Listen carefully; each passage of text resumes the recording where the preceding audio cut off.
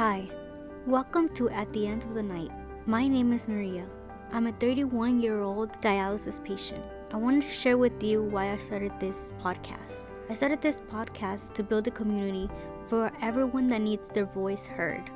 In here, I wanted to talk about different topics and get to know different stories and opinions. Being a dialysis patient, I started listening to all these amazing stories, and even though we share the same diagnosis, we all had a different journey. So with that being said, I want to start off with talking about chronic illness. Disclaimer, I am not a healthcare professional.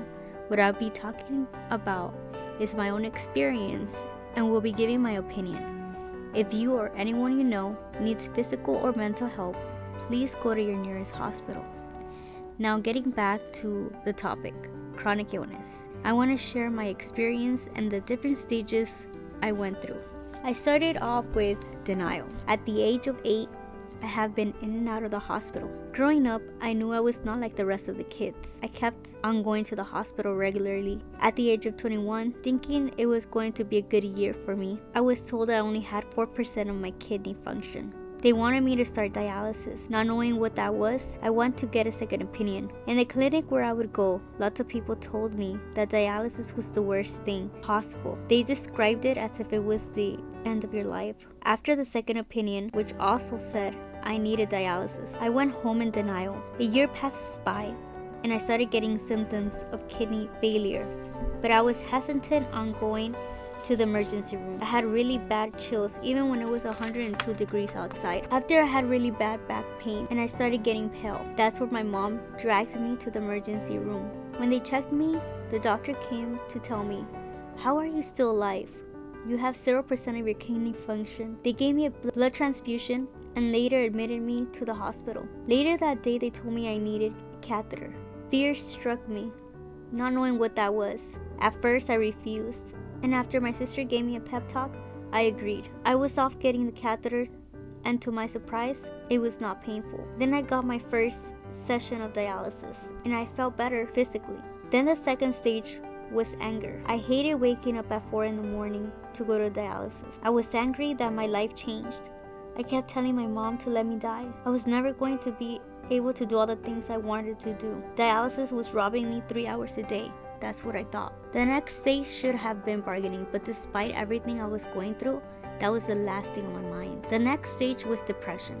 I stayed in that stage for a very long time, from pleading to my mom to let me die, to sleeping all day.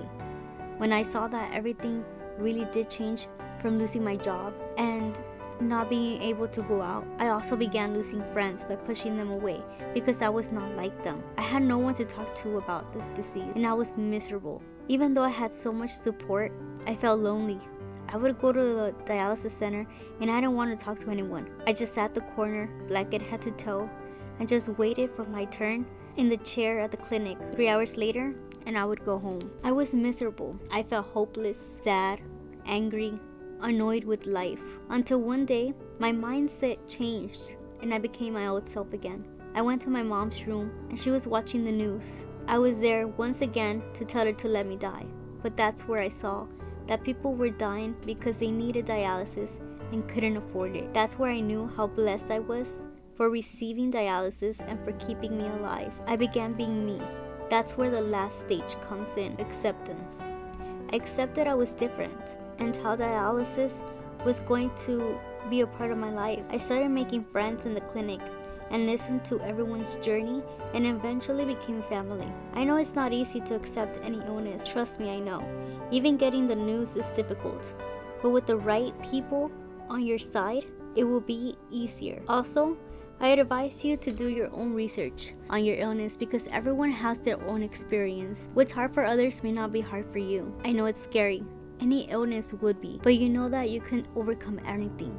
You have people that love you, so don't give up and surround yourself with others that are going through the same thing. Share with each other your journey. Who knows? Maybe you have similar stories. That's all for today. Remember, life is beautiful. Take care and let me know how you're dealing with your chronic illness. I want to hear your journey. Thank you so much for listening. Good night.